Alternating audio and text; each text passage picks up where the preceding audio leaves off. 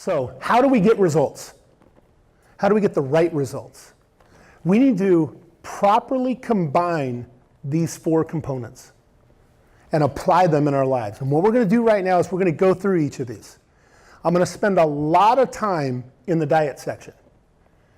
And by the time I'm done with diet, you're going to be like, oh my goodness, he's got to go to step 2. We'll fly through the last ones, okay? But the meat is going to be right here, literally, in the diet, okay?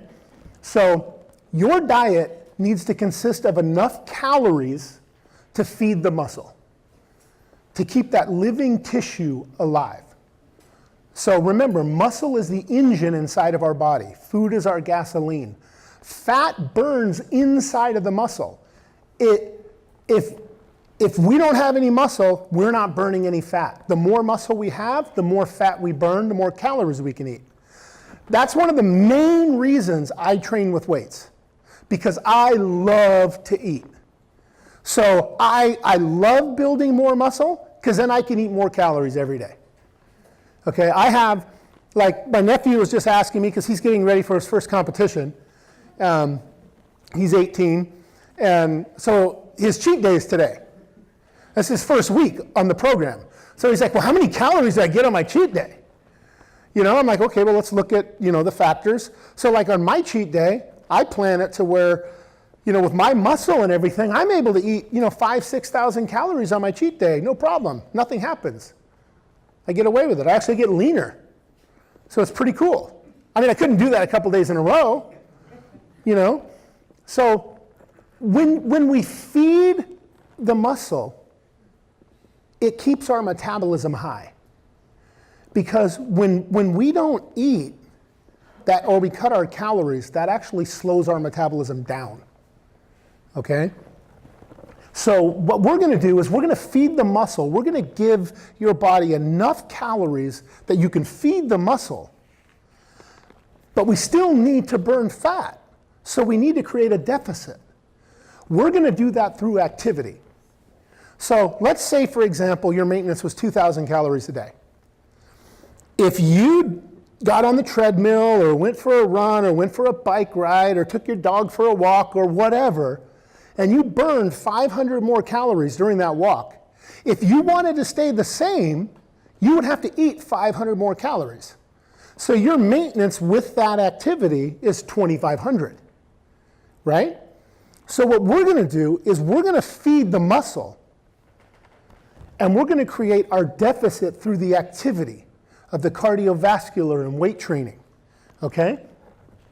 Now, this gives your body a reason to go in and burn fat because we created that deficit. Your body needs fuel. So where's it going to get those extra calories? We got enough to fuel that muscle, so we're going to program your body to get it from fat. Calories are absolutely the most important thing. I'm a bodybuilder, okay? Right now, I'm 245 pounds. My body fat is below 8%, okay? Most bodybuilders like, hey, it's all about protein, if it fits your macros, all kinds of insanity. It's about calories. There's like, if it fits your macros, so they changed it over time. Are you guys familiar with this plan? So it essentially says you can eat whatever you want as long as it is in the right percentage of protein, carbs, and fat. So like if you're supposed to have, 30% protein, 50% carbs, and whatever fat, then as long as at the end of the day, you're within the right percentages, then you can eat this. Oh, really? So if I ate a 5,000 calorie cheesecake, all I need to do is increase my protein to balance it out. I need to eat like another 5,000 of protein and then I'm cool? Because my macros are cool? No, now I just ate 10,000 calories. Now what do I do? Now I'm going to really be fat, right? So how do we so calories are the most important thing. It's not about carbs, it's not about that, it's calories. How do we determine how many calories that we need? Okay? It's determined by your lean body mass, so how much muscle and lean tissue you have that actually requires calories, your activity level, your sex, your age, your previous diet history. And that's an important factor, because if you've been on this yo-yo dieting thing, that changes everything. Or if you've been on like a 700 calorie diet for an extended period of time. I was just helping someone who came to me, and they actually hired a coach that they paid thousands of dollars to, who has, to compete as a bikini athlete, right? And that person has everybody on 900 calories. What? Like, my left foot burns 900 calories. Like, if you gave me that, I would not be a happy dude, okay? So we have a calculator that will do this for you on Club PPN on the website. It's free. You can go there. I'm going to give you all that information here, okay? And you just go to the website, and then you go to the Club PPN section, and you get everything for free, okay? Also, before you leave, and I'll bring this up a few times, if you want a free downloadable copy of my Great Body book, you just give me your name and email, and I'll send you the link to download the book. Okay, it's free. No gimmicks or anything. You get a book. Okay, so now these calories, they need to be evenly spaced throughout the day. Okay, so for example, if you're allowed 2,000 calories a day, you should have maybe 5 meals of 400 calories each. Okay, that's ideal. That way it's perfectly balanced, and it keeps your blood sugar and everything stable, and your energy level, your hunger, all of those things. So let me give you an example. I'm going to use this bonfire example probably for multiple things today, because we can apply it in different circumstances. But let's say we were at the beach or the lake, and we had a bonfire going. And it's all good. Flames going full speed. We're rocking. Everything's good. And we're having a good old time. And then we look over a couple hours later, and we realize, uh-oh, the flame's almost out. So we go and grab a bunch of wood, and we throw it on the flame, all these logs, and we still don't have a fire. We could smolder the flame, actually. It's going to take another hour for that fire to get back going again. Okay? But now, if while we were talking, every once in a while, I just threw a log in there, the fire would stay full speed the whole time. And that's how your metabolism works. When you're not burning fat if there's no fire. Okay?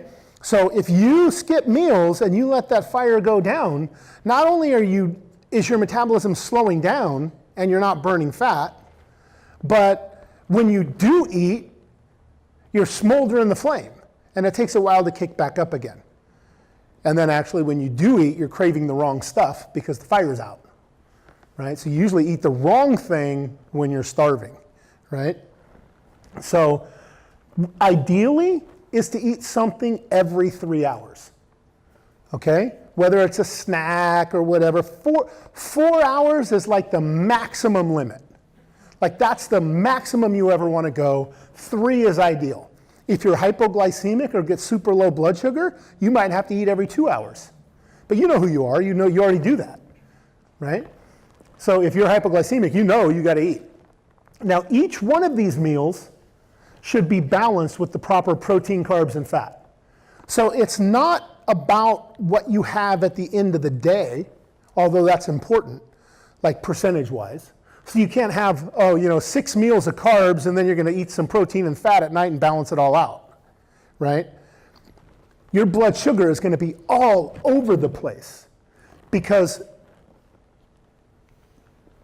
what's going to happen is, don't look at the carbs thing yet. Stay with me. Don't get ahead. That's why I don't do PowerPoint. Okay? So using the same bonfire example, fat, let's go backwards. Carbohydrates, we have 2 different types of carbs. We have simple and complex. So simple carbohydrates would be like gasoline on the fire. You throw it on the fire and it's like, it's gone. Complex carbs would be like little sticks or really thick cardboard. You throw it in there, it burns really fast, but it lasts a little longer.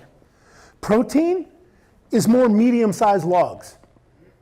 Fat are the bigger logs, and they burn longer over a longer period of time. So if we want to keep our blood sugar stable, we need a right balance of these fuels to make that fire even, right?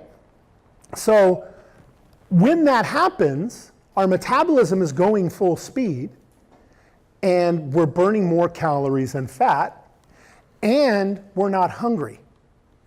We want to keep our blood sugar kind of like this, not like this, okay? That's why everybody says, don't eat a bunch of sugar, you're going to crash. It's because it's just gone. It's not that, you know, oh, I ate some simple carbs, so I'm going to crash because simple carbs are horrible. It's just, they just burn really quick. So you need to add some things with it, okay? And like I said earlier, it's about calories. Carbs don't make you fat. Calories make you fat. Eating too much makes you fat, okay? Now, of course, if you ate too many carbs that were above your calories, then you'll get fat, right? We can't eat more than our body is burning, okay? Now, most of the popular diets are really low in carbs. Right now, like the keto diet is the most popular thing. And I'm not here to bash on diets or do any of that, okay? The reality is that in some sense, all diets work.